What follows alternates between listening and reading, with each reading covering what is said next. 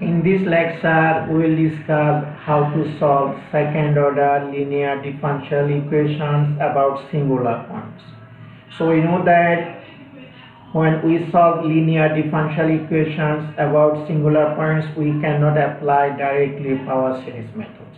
In that case, we have to use Frobenius methods. The Frobenius method is one kind of extension of power series methods.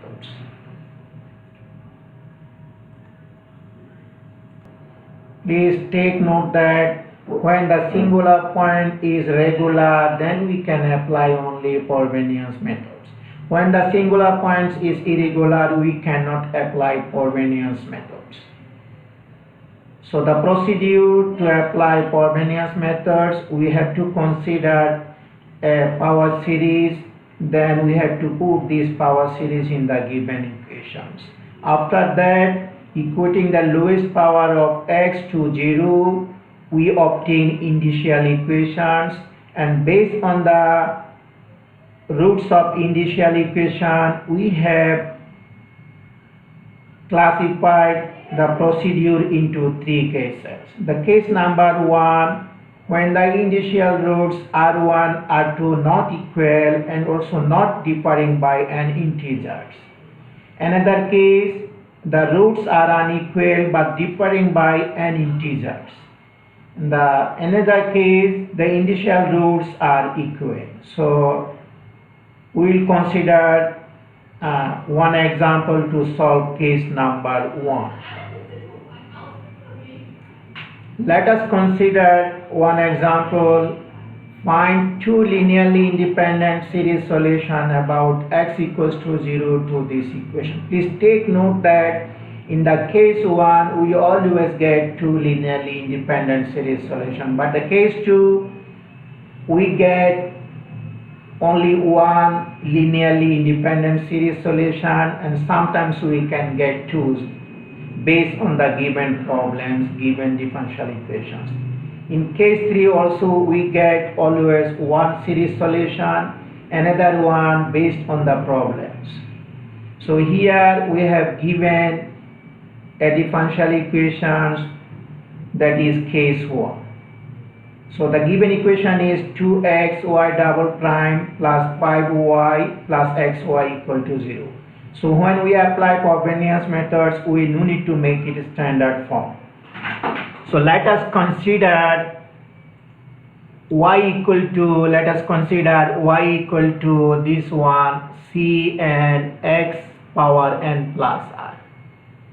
So since our equation is second order, so we have to find the y prime and y double prime.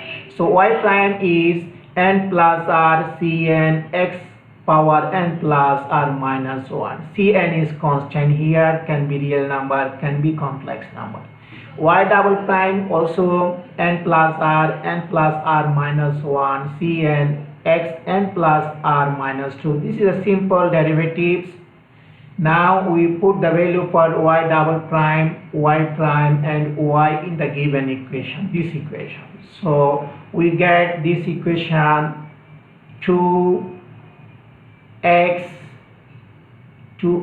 y prime, but when we multiply x by y prime, we get this one, x power n plus r minus 1, because in the multiplication the power should be added.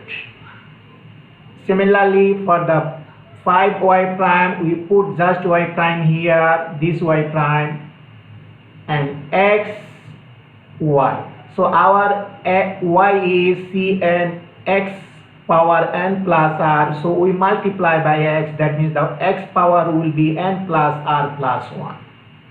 Here in y we multiply by x.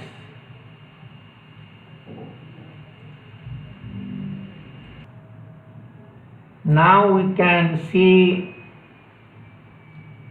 n equal to 0 to infinity n plus r 2n plus 2r minus 2 plus 5n. So you can see here the power x n plus r minus 1. This one also got the same x power n plus r minus 1. So we take the common x power n plus or minus 1.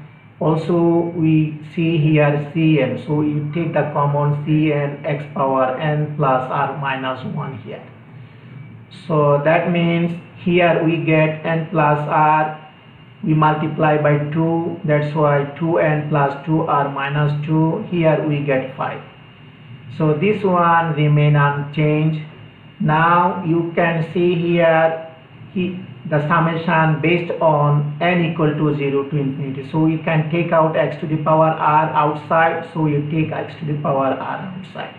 Now we get n equal to 0 to infinity, n plus r, 2n plus 2r plus 3, because 5 minus 2 is 3. Cn x power n minus 1, because x power r we take it out. So here also we get the same. Now you can see here the power of x is n minus 1. So when we put n equal to 0, this x power will be negative. So we have to take out the negative power of x. That's why here we put n equal to 0, then it's become r, it is become 2r plus 3, c0 x power n minus 1. Then the rest we can write as a summation. That means n equal to 0 we already take out, that's why here n equal to 1 to infinity in the next. This one remain unchanged, but according to the definition here we have to make the power same. So you can see here in this term the power is n minus 1, this power is n plus 1. So you have to make both same powers. So that's why we consider n minus 1 equal to k for the first series and n plus 1 equal to k for the second series. Then it will be x power k, it will also be x power k. Then we can set the power same. So now when we put in the first series n minus 1 equal to k and second series n plus 1 equal to k, we get r 2r plus 3 c naught x power minus 1. So that means k equal to 0 to infinity. When we put n minus 1 equal to k, that means this here the series started from 1, so we put n equal to 1, that means k started from 0. When n started from 1, then k started from 0. Here when n started from 0, k started from 1. So you can see here k started from 0 to infinity, we just put n equal to k plus 1. Then this one k started from 1, because our second series we put n plus 1 equal to k. So n started from 0 means k started from 1. So now we simplify this one. Then we get c1 x power 0 k equal to 1 to infinity. The question is why we take out x power 0. You can see here in this series, this is x power k, this is x power k, is same, but here k started from 0, k started from 1. So we have to make the similar dummy index. That's why we take out one term from this series, that is k equal to 0. When we put k equal to 0, we take out, then in the summation we started from k equal to 1 to infinity. So now you can see here k equal to 1 to infinity, k equal to 1 to infinity, and the power also x power k, x power k. So this is our final series. In this case, since the addition of all these terms are 0, that means we can say that separately this one also 0, this one also 0, this one also 0, this one also 0. Now here the lowest terms, when we take the coefficient of lowest terms equal to 0, that is called initial equation in this case. So here r 2r plus 3 c naught equal to 0, this is our initial equation, and in that case we said that r, when we multiply this one, we get r equal to 0, r equal to minus 3 by 2. And in this case we can say that 1 plus r, 2r plus 5, c1 also 0. That means we can say that C1 equal to 0 because R, 2R, these are constant. Here you can see in our second term 1 plus R two plus 2R plus 5 C1, this is 0. That means we can say that C1 equal to 0 by 1 plus R 2R plus 5. So that means this is 0. That means our C1 is 0 here. That means our C1 is 0 here.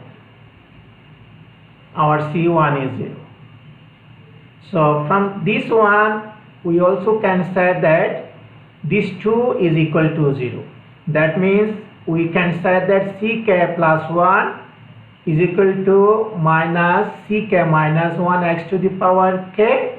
So in this case we just divide by the coefficients of Ck plus 1,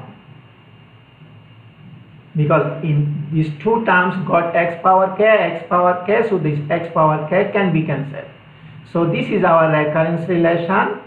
This one is in general recurrence relation, and we get two roots. One root is 0 and another root is minus 3 by 2. So if we consider 0 is R1 and minus 3 by 2 is R2, that means R1 minus R2, that means the difference between R1 minus R2 is not integer. It's not integer. So that means we can say that this is case number 1. So now we will find the series solution for R equal to minus 3 by 2, R equal to 0. So for R equal to minus 3 by 2, the recurrence relation become k minus half 2k plus 2. That means here we put R equal to minus 3 by 2 in this recurrence relation. So we get it.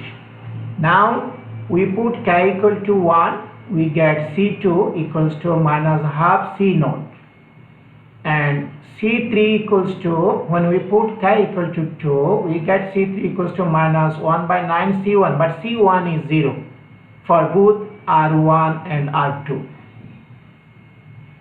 C1 is 0. So if C1 0 means C3 0, C5 0, C7 0. So now we find C4. When we put k equal to 3, then we get C4 equals to minus 1 by 20. That means in this relation we put k equal to 3. So we get this. Now we already know our C2 means minus half C naught. So we put here C2 means minus half C naught. So we get 1 by 40 C naught. That means finally we get the series solution for R equal to minus 3 divided by 2 is equal to y1, because this is x to the power minus 3 by 2. That means x to the power r. So this is our first set. We can write here. Now you can see here, we know that y equal to n equal to 0 infinity cn x power n plus r. Here the summation related to n, so we can take out x power r, n equal to 0 to infinity cn x power n.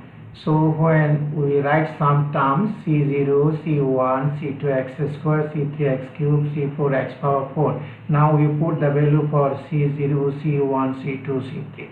Now we get r equal to minus 3 by 2. So x to the power r means x to the power minus 3 by 2 c naught.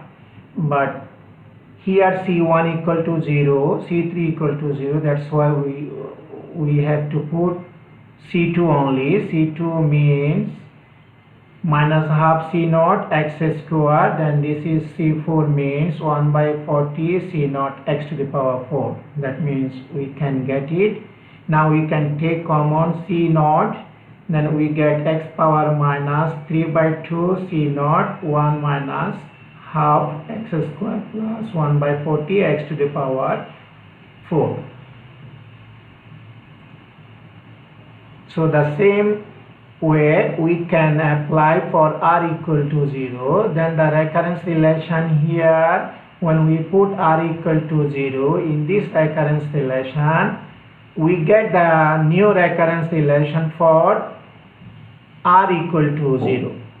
So we get the new recurrence relation for r equal to 0, ck plus 1 equal to minus 1 by k plus 1 2k plus 5. Here we put in our general recurrence relation r equal to 0.